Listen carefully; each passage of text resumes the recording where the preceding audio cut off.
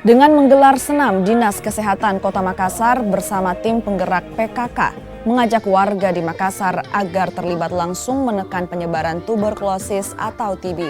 Warga diharap untuk tetap mengawasi dan melaporkan melalui aplikasi Sobat TB. Aplikasi Sobat TB ini agar warga tidak takut atau malu jika menderita tuberkulosis. Di aplikasi ini juga dapat digunakan untuk konsultasi serta pengobatan hingga sembuh. Kota Makassar. Tentunya ini menjadi pantauan dari kementerian betapa semangatnya kita, dan tentunya saya sangat berterima kasih kepada kita semua, Dinas Kesehatan, dokter-dokter kita, puskesmas kita, dan dukungan dari semua masyarakat karena ini terpantau di pusat, dan itu kita buktikan bahwa banyak sekali penurunannya, tetapi kita mau TB tidak ada lagi di Kota Makassar. Hari ini Run to End TB.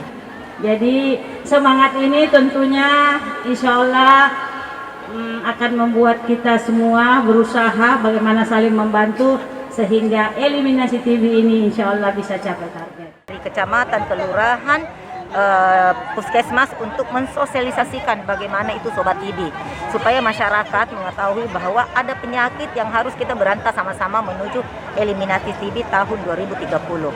Nah, harapan kita melalui forum multisektor yang tadi dibuka oleh ketua forum multisektor itu berharap bagaimana gaungnya ini menyebar ke semua warga Kota Makassar.